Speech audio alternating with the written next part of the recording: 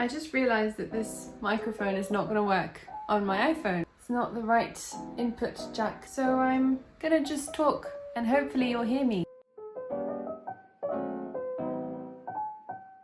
So I thought I'd just go on with you right now onto my channel and see when I made my last video. I think it's been about 3 to 4 months. It's been a long time.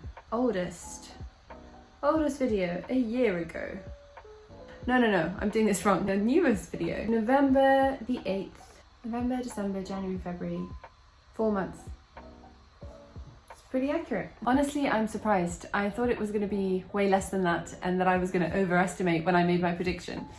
I have a lot of unprocessed thoughts about this topic. I've been ruminating on this a lot and I thought that today I would just sit down and talk through everything. But to break down what I'm thinking of right now, I think we need to go back a bit. December 2020. This was during the COVID outbreak. I don't know which wave it was. I think it was COVID's second wave. I just started working in the emergency department. It was my first year working as a doctor. I was terrified. There was a lot going on. This was also the time that I decided I'd start training for a marathon. Taking into account that at that time I'd only ever run about 20-30 minutes. That's when I started a YouTube channel. Honestly, sometimes I think that it was such a crazy time for all of us that I just started having crazy ideas. There were so many reasons not to start a YouTube channel. I didn't like the idea of having an online presence, of talking to a camera. I was already super busy working in the emergency department. I was learning so much every day just from a medical point of view, but I did have some reasons for starting a YouTube channel. Number one, I really wanted to share my experiences and the things that I'd learned on this channel, on this platform, in the hopes that it would make somebody else's journey a bit easier. There were lots of amazing channels that really helped me get through medical school and F1, and they were incredibly helpful tools. So I wanted to do the same. And I've had this thought since the beginning of medical school, but I just never got around to starting the channel. Number two is a combination of things, and it was more personal to myself. I wanted to do something challenging, something a bit crazy that pushed me out of my comfort zone. The idea of learning how to edit a video properly, not that I can do it properly yet, but you know, we're getting there, of being able to film a video, connect with other people on this platform, and just create something rather than consume. I liked that idea. There was something in there that I knew that I had to look into or pursue a bit further. And the trouble is, I felt like I couldn't make an informed decision of whether I wanted to pursue this without experience.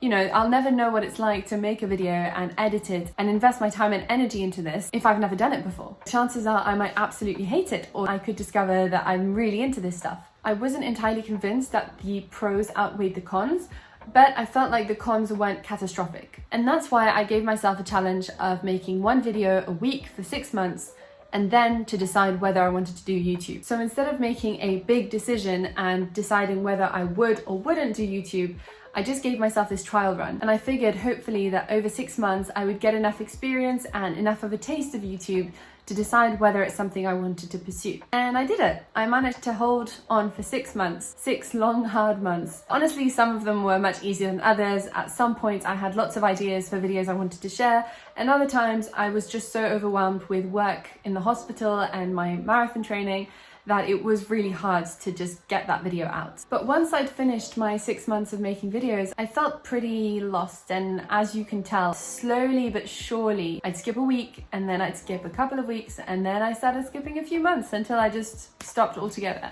And honestly, it wasn't surprising because I'd lost my goal, which was one video a week for 6 months. I'd done that and I hadn't taken the time to sit down and decide, like I said I would, whether I wanted to pursue this, you know, seriously, or if I wanted to stop altogether. And I kept on putting back the decision, so I was left with no goal, and that's why I just slowly slacked and stopped making videos. There are some other reasons as to why I stopped making videos when I stopped, but that's something I'll go into in later videos, hopefully, if I continue. The point is, I miss making videos, I miss creating, I don't miss editing videos, but I would like to get better at doing it. YouTube for me was something that was entirely different to what I know. Scripting a video, to filming it, to editing it, all this in the end was actually creating through a medium that I'm not comfortable with at all. And I miss that. I miss being completely new to something and experimenting and being open to failing multiple times and being okay with it. And that's why I'm making this video today. I don't want to do it just for the sake of doing it, just like I did for 6 months. It was a necessary step before, but now I want to do it for actual solid reasons. My reasons for doing YouTube now are slightly the same, but slightly different from last time. As a number one, I talked about wanting to share my experiences in a medical perspective and hopefully make it seem more doable for somebody else on this journey. This seemed less important to me before because I felt like there were already so many other doctors or medical students on YouTube who were sharing their experiences. But every experience is different, and as a visibly Muslim female doctor on YouTube, I hope that I can bring something of value to this platform, whether that be representing a proportion of people or sharing my experiences and my point of view on different topics. The second reason is about communication, and not just communication with others, but with myself. Let me explain. So making videos, as I realized in the last 6 months, has really helped me understand and put into words ideas that have been ruminating in my head, ideas that are not very clear at all and that I can't really put my finger on. And for me, that's communicating with myself, being able to explicitly break down or explain rough thoughts that are happening in my head. And if I'm able to do that, for me, that's the first step of communicating with somebody else. And this skill of being able to express what we're actually thinking, but in a manner that is clear to understand. I think as humans, we all crave connections with other people, with a purpose. And I'm not going to go into this in this video because that's not the point. But I think the first step for me is this step of brain to voice, and to be able to express something clearly. And it's not something that's easy at all, and it takes work and practice. It's a skill that you definitely need to have when you're making videos. And so for me, that's a massive appeal of a skill that I want to develop that I can do through this medium. And by the way, through those 6 months of making YouTube videos, the negatives that I had listed were still there. You know, I put myself out on the internet and people that I knew were able to see my videos, which was very embarrassing in the beginning. But even if I stopped making videos now, honestly, it wasn't as bad as it sounded in my head. So if that's the reassurance you needed, here it is. So in this YouTube journey, while my goal initially was big and clear, you know, 6 months of making YouTube, now my why is much clearer in my head. And I think that's a really important transition for me to be able to continue something consistently, but with purpose. I really miss creating. We consume so much in today's day and age. We're always consuming.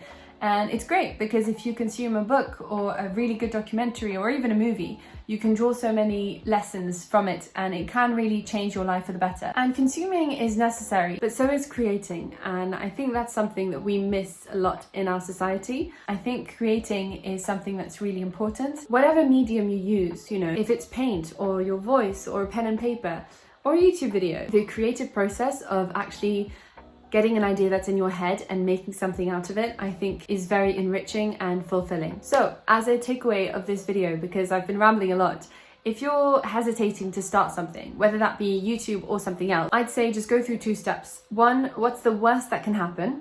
And that will give you a good idea of whether you're willing to take that risk. And 2, give yourself a trial period, because most things you'll need to have some experience to know if you'll like it or not. And the best way to know is to try. So instead of ruminating about the massive decision of starting or not starting, just give yourself a trial period, whether that be a week or a month or a year, whatever it may be. And just tell yourself that you won't think about it, you won't think about making that decision, you'll just do it for that amount of time. And hopefully by the end of it, you'll be in a much better place to make that informed decision. I think that's a necessary step, but you should stop there and not continue with that reasoning long term. I'm going to add a final step to the 2-step process. So 3rd step, once you have some experience, don't ignore the decision. Lean into the discomfort. Ask yourself if what you're doing is actually serving its purpose, the purpose that you gave for it. Because now that you have experience, you can tell what it's brought you, you know, the sacrifices that you've had to make. Is it really serving the purpose that you've assigned for it? It may not make you happy all the time, and I don't think that that should be your measure of whether you want to continue or not, but does it matter? And does it matter enough for you that you're ready to make those sacrifices and accept those downsides to pursue this? Is it aligned with your goals and your values? If the answer is no, then that's completely fine. Leave it to the side and move on. If the answer is yes, then lean into it. Lean into it and continue pursuing it while it's serving its purpose. Thanks for watching this video. I found it very helpful to make. I hope that you've benefited from it as well. And I'd really love to hear your thoughts on the topic. So share them in the comments down below, and I will see you in the next video. Bye.